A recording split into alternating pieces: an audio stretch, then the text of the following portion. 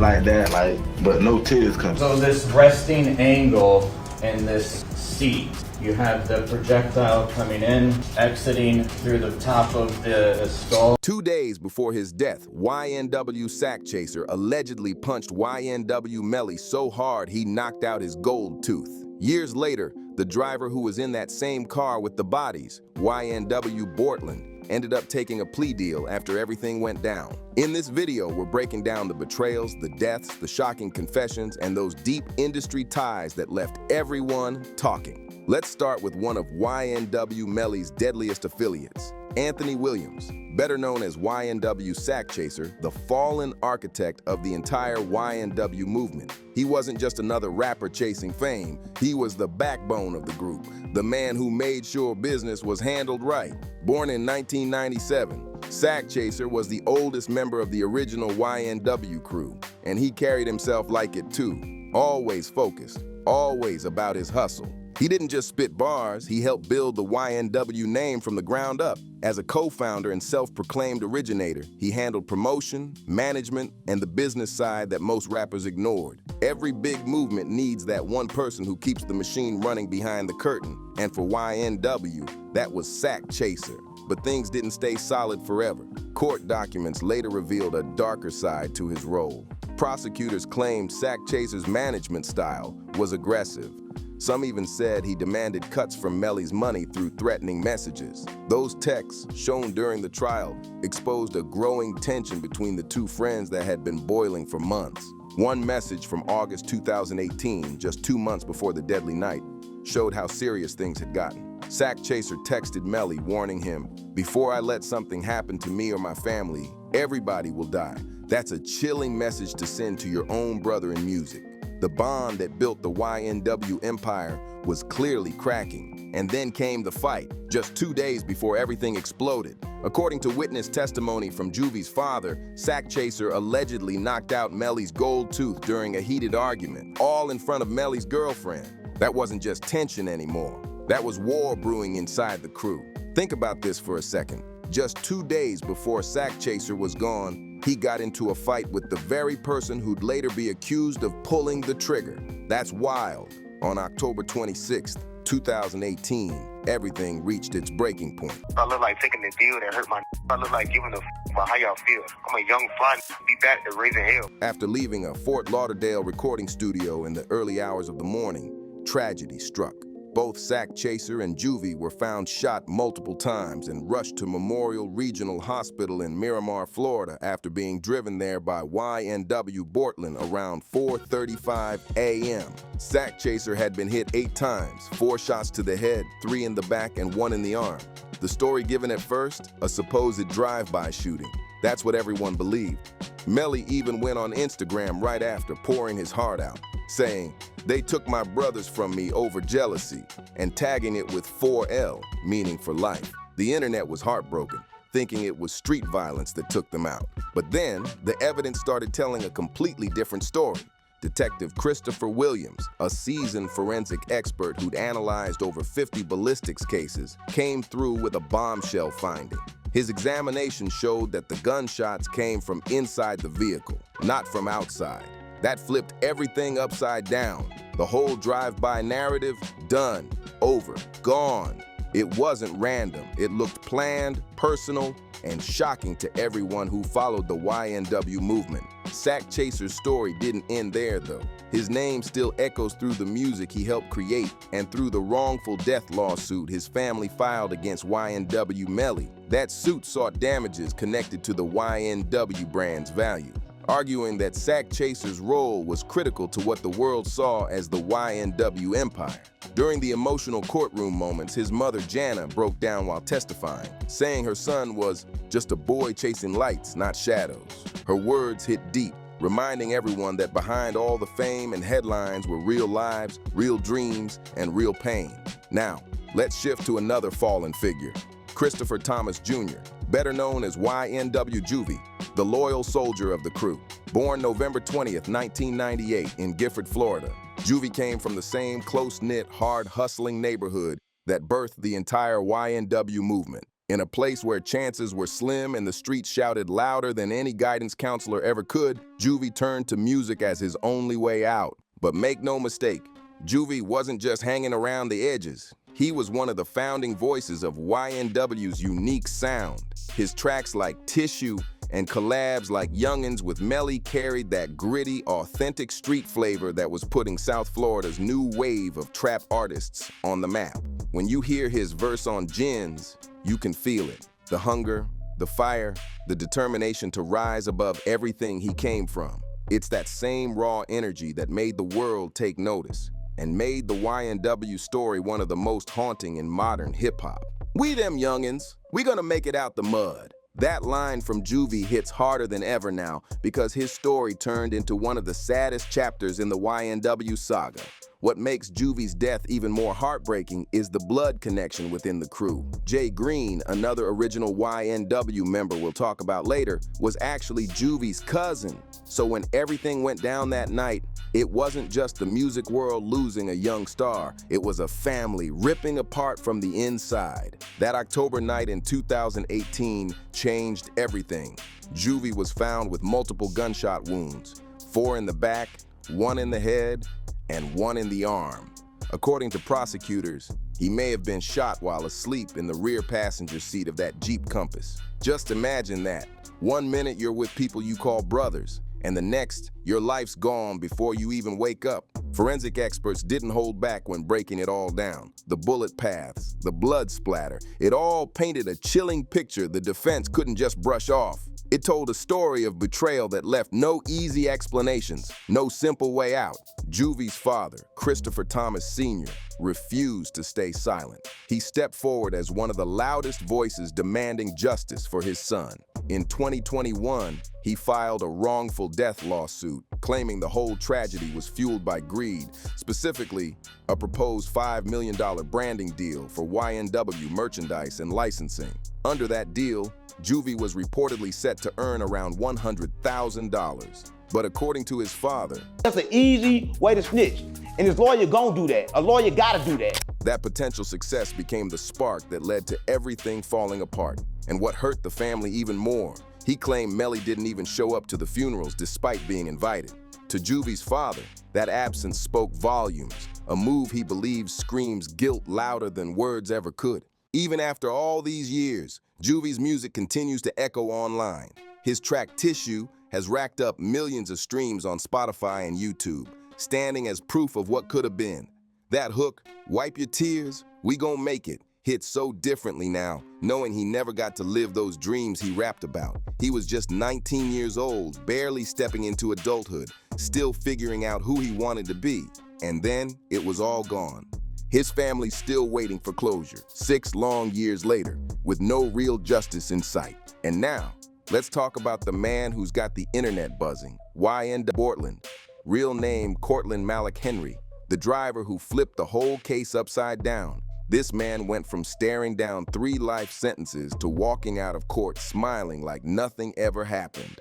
The streets are still talking, and the questions about what really went down that night just keep getting louder. Born January 24th, 1999 in Gifford, Florida, YNW Bortland, real name Cortland Malik Henry, came up in the same rough streets that molded the rest of the YNW crew. Just like his brothers in the movement, he was heavily influenced by Southern rap legends like Future, Lil Wayne, Boosie, Gucci Mane, and Young Scooter. He might not have been the face of the brand like Melly, but make no mistake, Bortland was a key player behind the whole operation. He even built a name for himself outside the chaos, dropping tracks like Came From and Been Through, both of which racked up millions of views on YouTube, nearly 3 million while he was still on house arrest. But here's where things take a crazy left turn. On that fateful October night in 2018, Bortland was the one behind the wheel of that infamous Jeep Compass. After the shots were fired, he drove the car straight to the hospital, claiming his friends had been caught in a drive-by shooting. But prosecutors said that wasn't the truth at all. According to their case, Bortland allegedly helped stage the whole scene, driving around with the bodies for nearly 45 minutes before pulling up at the hospital. They claimed this delay gave Melly enough time to shoot additional rounds from outside the car, trying to make it look like an ambush from the streets. It was a shocking theory that flipped the narrative upside down. For years, Bortland stood firm beside Melly, swearing his innocence and holding the line like a loyal brother. The two seemed untouchable, solid as ever. Bortland even dropped a freestyle from behind bars, letting everyone know he wasn't folding. But that freestyle didn't age well. It aged like milk left out in the Florida sun. Because on September 9th, 2025, just one day before his trial was supposed to start, Bortland suddenly took a plea deal. He pleaded no contest to charges of accessory after the fact of first-degree murder and conspiracy to tamper with a witness. The deal hit hard, 10 years in prison, with credit for time already served, plus 6 more years of probation. The internet went wild over it. Population less than 1,000. Yeah. How did you make it out from there to, buzzing rap superstar? I went to school, just being in school, people just know me, Some people called the move smart, saying, why risk life in prison when you can secure your freedom? But others were quick to label it as straight-up snitching. The debate spread fast across social media. Bortland's attorney, Fred Haddad, jumped in immediately to clear the air, saying firmly, I don't represent snitches. Cortland Henry is not a snitch, and he will not be cooperating or testifying in Melly's trial. But here's where things get real interesting.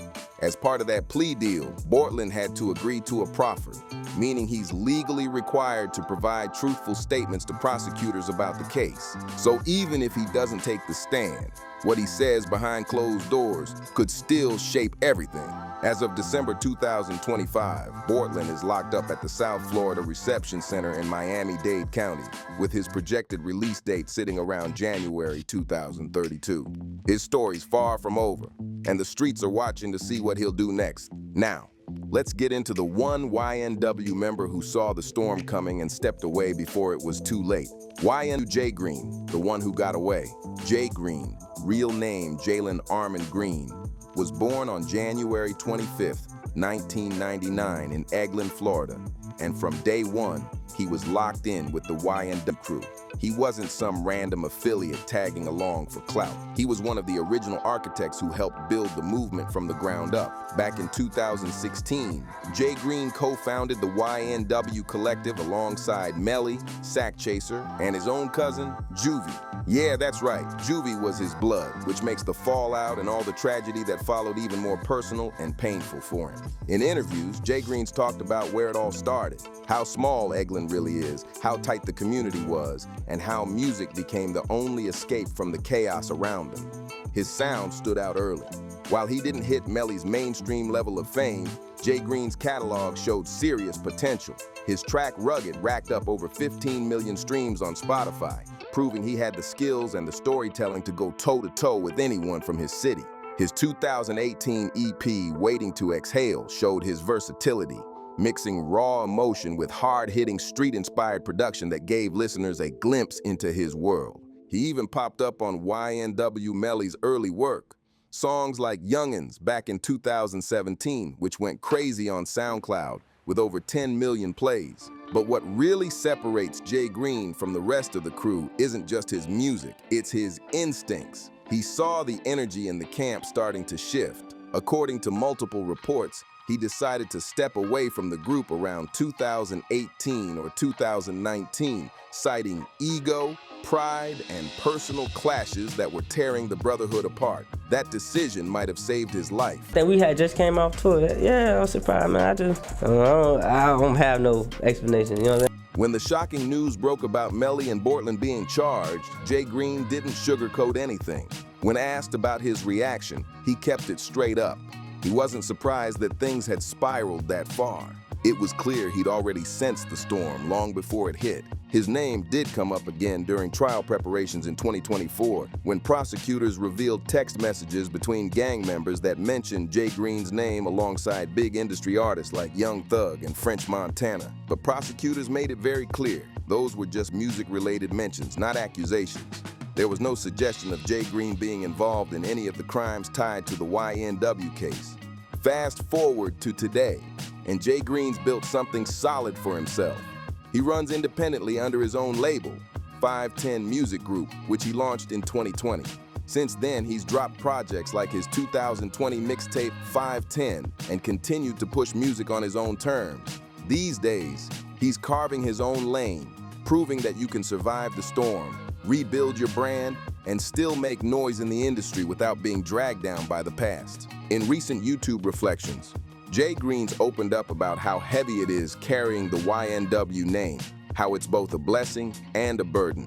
But he's determined to keep telling his story, his way. Jay Green's often opened up about what it feels like being the last remaining original member of the YNW collective, and that weight is heavy. He's talked about the pain of losing his cousin, Juvie, not just as a collaborator, but as family, blood. That kind of loss cuts deep. Through it all, he's managed to stay clear of the chaos that swallowed everyone else. Despite all the rumors, whispers, and speculation surrounding anyone linked to YNW, Jay Green has never been charged or implicated in anything tied to the murders. He's kept his head down, focused on his grind, and poured that energy straight into the music.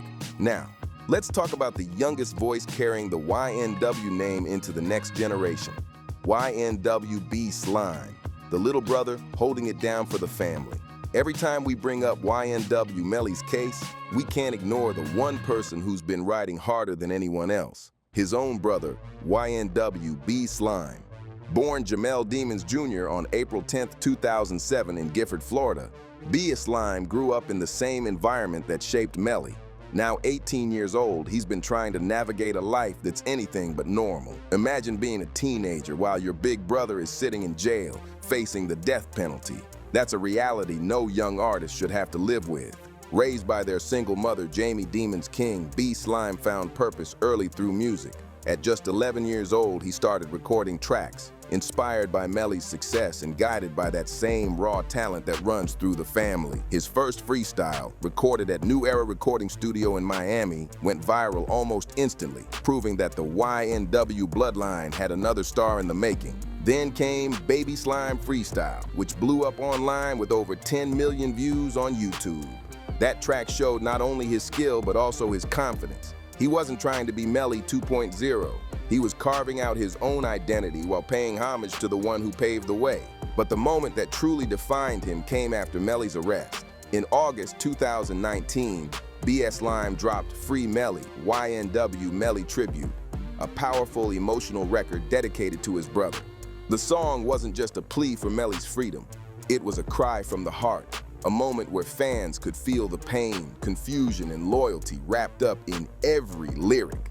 That track boosted both brothers' visibility and became an anthem during one of the darkest times their family had ever faced. Now here's the thing that needs to be crystal clear. B Slime has zero connection to the murder case. He was only 11 years old when the tragedy happened, and records show he was in Gifford at the time, nowhere near the scene. His link to the case is emotional and familial, nothing more. Still, that hasn't stopped prosecutors from trying to twist things. Reports have surfaced that B Slime's tribute songs are actually being listed as evidence by the prosecution, possibly to argue about Melly's mindset or intentions at the time. That move has sparked outrage from fans and legal watchers alike, calling it unfair to drag a young artist's tribute music into a murder trial. Even with all that heat, B Slime keeps his focus locked on music, using his voice to speak for his brother, his family, and the legacy they built together.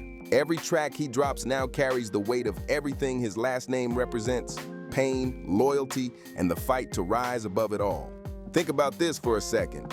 A young artist making music to show love for his locked-up brother, and those same songs are being used as evidence in a death penalty case. That's exactly what's happening with YNW B Slime. It's wild. He's been one of Melly's loudest supporters, always vocal about his brother's innocence. During the 2023 trial proceedings, he kept fans updated on social media, hopping on Instagram Live and sharing every major courtroom moment with that same message, Free Melly. Alongside their mom, Jamie Demons King, B Slime has become the emotional heartbeat of the Free Melly movement. They've carried that message everywhere, through posts, videos, interviews, and public appearances, making sure the world doesn't forget that Melly's still fighting for his life.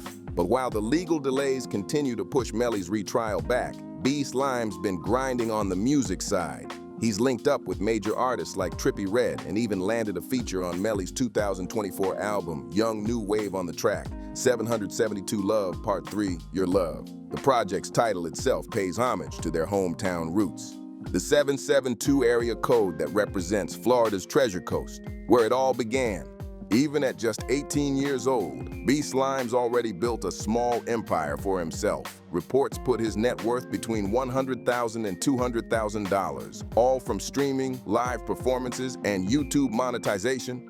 But behind those numbers is a teenager still trying to figure out who he is, balancing the pressure of fame, the shadow of his brother's case, and the pain of everything his family's endured. Every time his name hits a headline, it's tied to Melly's. Every interview he gives comes with the same questions about the trial, the rumors, and the future.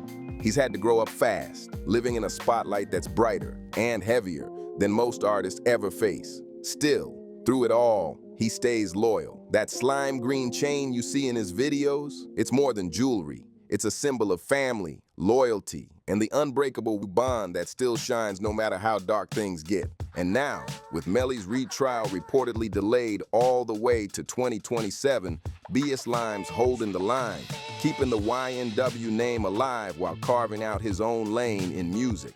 His journey is about more than just fame. It's about proving that blood, love, and legacy run deeper than any courtroom headline.